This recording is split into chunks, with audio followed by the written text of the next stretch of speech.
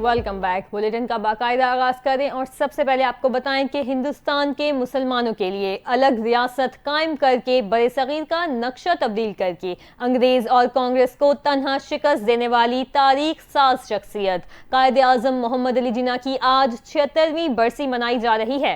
कायद आजम मोहम्मद अली जिन्ना ने गांधी और नेहरू जैसे घाक सियासतदानों को सियासी मैदान में मात दी। लॉर्ड माउंटबेटन के अजाइम के सामने सीसा पिलाई दीवार कर बने फूल के अपनों के किए गए दौर में और इन्हें पाकिस्तान की जद्दोजहद में शामिल किया। पहले कांग्रेस के साथ आज़ादी की जद्दोजहद में कांधे से कांधा मिलाया, लेकिन जब एहसास हुआ कि बंटवारे के बाद कोई चारा नहीं तो मुसलमानों के लिए अलहदा रियासत के लिए दिन रात एक कर दिया। आज़ादी के बाद बिखरे हुए पाकिस्तान को मुस्तहकम करने के लिए कायद आज़म ने आखिरी हद तक कोशिशें की, लेकिन जिंदगी ने ज्यादा मौका न दिया। अपनी वफात से पहले कौम के नाम पैगाम में मुस्तकबिल का रास्ता कायद आज़म ने इन अल्फाज में बयान किया कि आपकी मुमलिकत की बुनियाद रख दी गई है, अब आपका फर्ज है कि इसकी तामीर करें। कायद आज़म मोहम्मद अली जिन्ना का इंतकाल 11 सितंबर 1948 को कराची में हुआ और आज उनकी 76वीं बरसी मनाई जा रही है।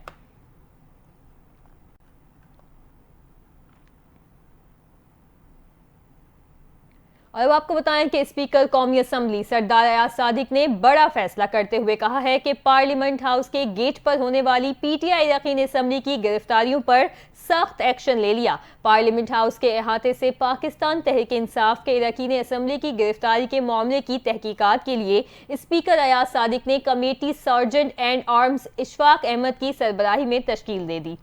स्पीकर कौमी असम्बली ने हिदायत दी कि कमेटी पार्लियामेंट हाउस की तमाम कैमरों की फुटेज का मुकम्मल जायजा ले।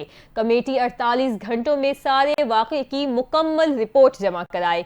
सरदार अयाज सादिक ने फैसला किया कि पार्लियामेंट का तकद्दुस पामाल करने वालों से कोई रियायत नहीं होगी। इस्लामाबाद इंतजामिया, पुलिस समेत जो भी महकमा तौहीन पार्लियामेंट का मुर्तकिब हुआ, इसके खिलाफ सख्त कार्रवाई होगी। पार्लियामेंट हाउस की बिजली बंद की जाने की वजूहात का भी जायजा लिया जाए।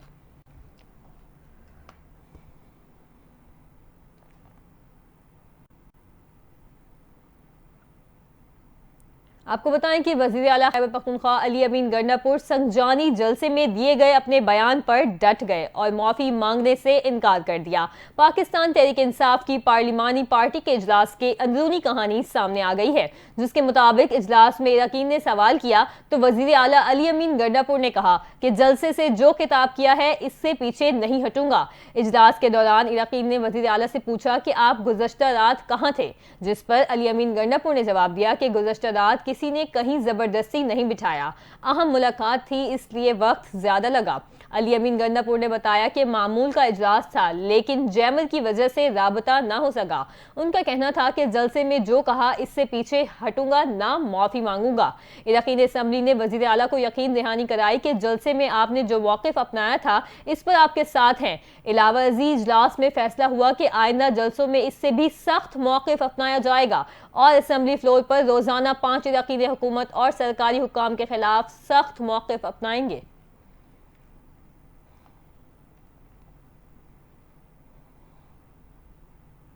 अमेरिकी रिपब्लिकन सदारती उम्मीदवार डोनाल्ड ट्रंप और डेमोक्रेटिक उम्मीदवार कैमला हैरिस पहले सदारती मुबाहिसे में आमने सामने आ गए, एक दूसरे पर इल्जामात की बारिश कर दी। सदारती मुबाहिसे का आगाज करते हुए कैमला हैरिस ने कहा कि हमेशा मिडिल क्लास तबके की बेहतरी के लिए आवाज उठाई। मेरे पास मईशत से मुतालिक परेशान कुन अमरीकियों की मदद के लिए है। कैमला हैरिस का कहना था कि अमरीकी चाहते हैं कि मुल्क को मुतहरिक करने की जरूरत है। डोनाल्ड ट्रंप के दौर में वापस नहीं जाना चाहिए। डोनाल्ड ट्रंप के दौर में हर तरफ अफरा तफरी थी। कैमला हैरिस का कहना था कि डोनाल्ड ट्रंप के पास कोई प्लान नहीं, अमरीकी वर्क फोर्स के सपोर्ट करने के लिए हमने काम किया। डोनाल्ड ट्रंप के दौर में फैलाए गए गंद को साफ किया। उन्होंने कहा कि डोनाल्ड ट्रंप से सिविल जंग के बाद जमहूरियत पर बदतरीन हमला किया। डोनाल्ड ट्रंप के दौर में मुल्क में पब्लिक हेल्थ की हालत की सदी की बदतरीन थी। कैमला हैरिस का कहना था कि डोनाल्ड ट्रंप इसकाते हमल के बारे में झूठ बोल रहे हैं। डोनाल्ड ट्रंप की इसकाते हमल की पॉलिसी अमरीकी खवातीन की तौहीन है। साबिक सदर और रिपब्लिकन सदारती उम्मीदवार डोनाल्ड ट्रंप का कहना है कि गुज़श्ता चंद साल में अमरीकियों को महंगाई का सामना करना पड़ा। मेरे दौर में मुतवस्सित तबके खुशहाल था। बाइडेन और कैमला ने मुल्क को तबाह किया। मेरे दौर में हुकूमत में अफराते ज़र नहीं था, इनके दौर में अफराते ज़र सबसे ज़्यादा है। डोनाल्ड ट्रंप ने कहा कि कैमला हैरिस ने जो बाइडेन के मुआशी प्लान की कॉपी की। कैमला हैरिस के पास मईशत की बेहतरी के लिए कोई प्लान नहीं। उन्होंने कहा कि अगर वो इक़्तिदार में होती तो हमास और इसराइल जंग ना होती। रूस यूक्रेन जंग रोकना चाहता हूं। उन्होंने कहा कि रूस यूक्रेन जंग का खात्मा अमेरिका के लिए बेहतरीन मफाद में है। अमेरिकी नशरियाती इदारे APC न्यूज़ के जरिए ज़ेर एहतमाम रियासत पेंसिल्वेनिया में दोनों उम्मीदवारों के दरमियान मुबाहिसा 90 मिनट तक जारी रहा।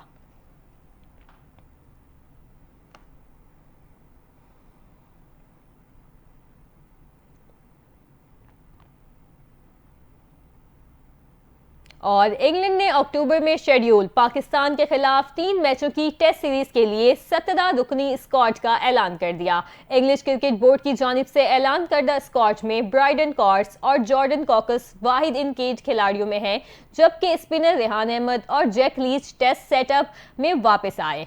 पाकिस्तान के खिलाफ टेस्ट सीरीज में इंग्लिश स्क्वाड की क़यादत में स्टोक्स करेंगे। रेहान अहमद ने दिसंबर 2022 में पाकिस्तान के आखिरी दौरे के दौरान कराची में अपना टेस्ट डेब्यू किया था।